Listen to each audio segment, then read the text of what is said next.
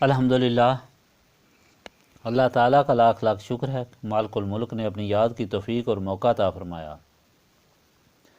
لاکھوں اور کروڑوں درود حضرت محمد مصطفیٰ صلی اللہ علیہ وآلہ وسلم پر، جن کے فعل مالک الملک نے یہ مہربانی عطا فرمائی۔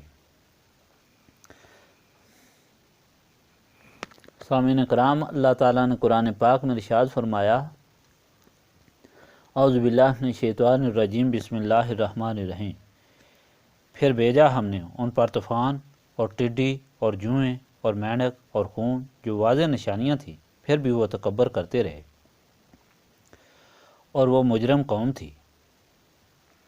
اور جب ان پر کوئی عذاب آ جاتا تو کہتے، اے موسیٰ، دعا کرو ہمارے لیے اپنے رب سے اس عہد کے سبب جو اس کا تمہارے ساتھ ہے، اور اگر تم ہٹا دو گے ہم سے عذاب تو ہم ضرور لائیں گے تم پر ایمان، اور ضرور بھیج دیں گے آپ کے ساتھ بنی اسرائیل کو۔ پھر جب ہم دور کر دیتے تھے ان سے عذاب ایک مقرر میعاد تک جس کو وہ پہنچنے والے تھے، تو وہ فوراً عہد توڑ دیتے تھے۔ پھر ہم نے بدلہ لیا ان سے اور غرق کر دیا انہیں سمندر میں، کیونکہ انہوں نے جھٹلایا تھا ہماری آیتوں کو، اور وہ اس عذاب سے بالکل غافل تھے۔ اور پھر ہم نے وارث بنا دیا اس قوم کو جس کو حقیر اور ذلیل سمجھا جاتا تھا، اس زمین کے شرق اور غرب کا، جس میں ہم نے برکت رکھی تھی، اور پورا ہو گیا تیرے پروردگار کا اچھا وعدہ بنی اسرائیل کے متعلق، اس وجہ سے کہ انہوں نے صبر کیا تھا۔ اور ہم نے برباد کر دیا جو کرتا تھا فرعون اور اس کی قوم، اور وہ بلند مقام جو وہ تعمیر کرتے تھے۔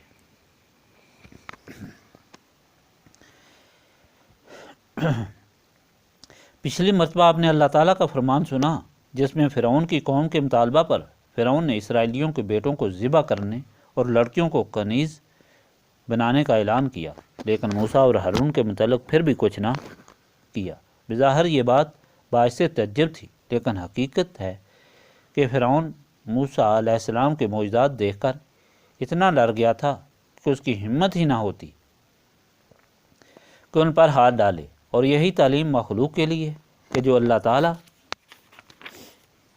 کا بن جائے وہ بے شک اکیلا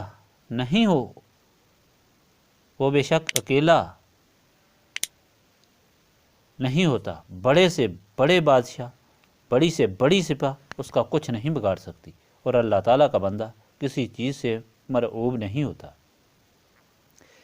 اس لیے کہ اس کے دل و دماغ اللہ تعالیٰ کے نور سے منور ہوتے ہیں۔ پہلی بات یہ ہوتی ہے کہ اس کے نزدیک موت حیات سے اعلیٰ ہوتی ہے کہ اللہ تعالیٰ سے ملا دیتی ہے۔ دوسری یہ بات کہ اللہ تعالیٰ کی طاقت پر اس کا یقین کامل ہو جاتا ہے۔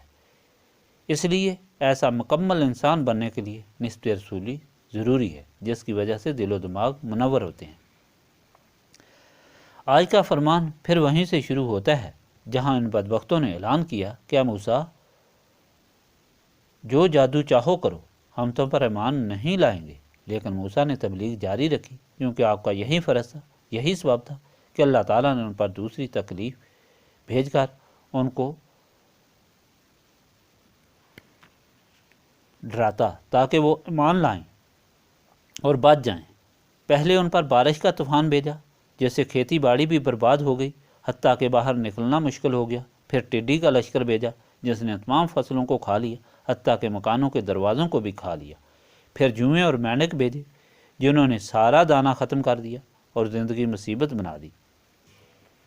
پھر مینڈک ہر جگہ بھر گئے جو عظیم عذاب بن گئے۔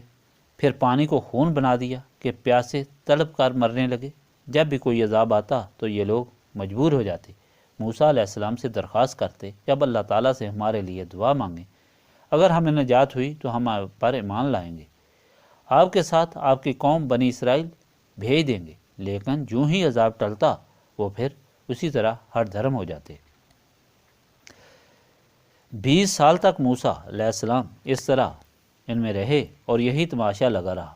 آخر اللہ تعالیٰ نے موسیٰ علیہ السلام کو حکم دیا کہ بنی اسرائیل کو لے کر رات کو نکل جائیں۔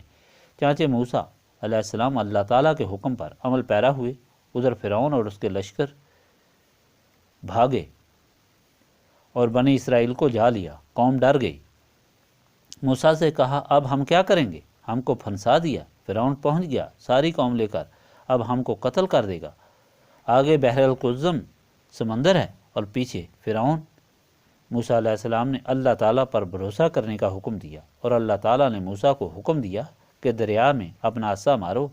موسیٰ نے اپنا عصا مارا تو دریا 12 حصے ہو گیا، درمیان سے اس نے راستہ چھوڑ دیا۔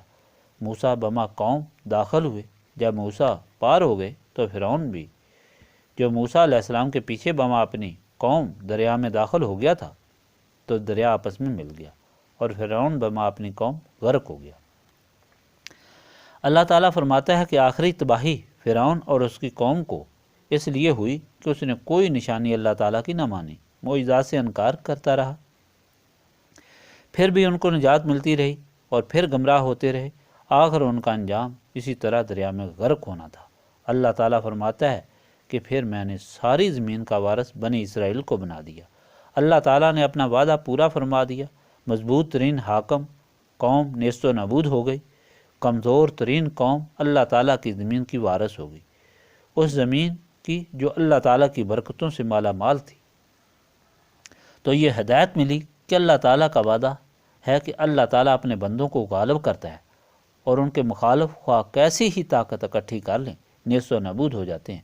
لیکن جن کو اللہ تعالیٰ اپنی زمین کا وارث بناتا ہے، ان پر فرض ہو جاتا ہے کہ وہ اللہ تعالیٰ کے احکام کے مطابق زندگی گزاریں۔ اگر ایسا نہ کریں اور وہ بھی شیطان اور نفس کی ماں پر چل پڑیں تو پھر ان کا انجام بھی تباہی اور بربادی ہوتا ہے، جس طرح بنی اسرائیل کا بعد میں ہوا۔ اب اللہ تعالیٰ کے احکام پر چلنا اور شیطان اور نفس پر غالب ہونا صرف نسبت رسولی صلی اللہ علیہ وآلہ وسلم سے ممکن ہے، ورنہ انسان کمزور ہے، وہ کسی طرح نفس اور شیطان کا مقابلہ نہیں کر سکتا۔ اس لیے نسبت رسولی صلی اللہ علیہ وآلہ وسلم کی تلقین کی جاتی ہے کہ دیکھو قرآن بار بار کیا ہدایت دے رہا ہے، ہر طریقے سے تاریخ گزشتہ سنا کر نسبت رسولی صلی اللہ علیہ وآلہ وسلم کی ضرورت سمجھاتا ہے۔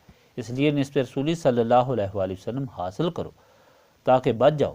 نسبت رسولی صلی اللہ علیہ وآلہ وسلم حاصل کرنے کے لیے سینے کی صفائی کی ضرورت، اور سینے صاف یاد الہی سے ہوتے ہیں۔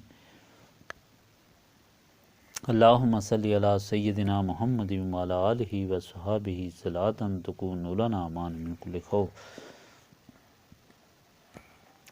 لا الہ الا انت سبحانک انی کنت من الظالمین۔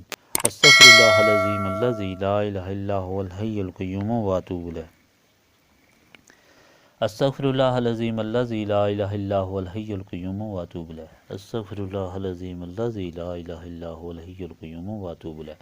ربنا تقبل منا انک انت السمیع العلیم وتب علینا انک انت التواب الرحیم۔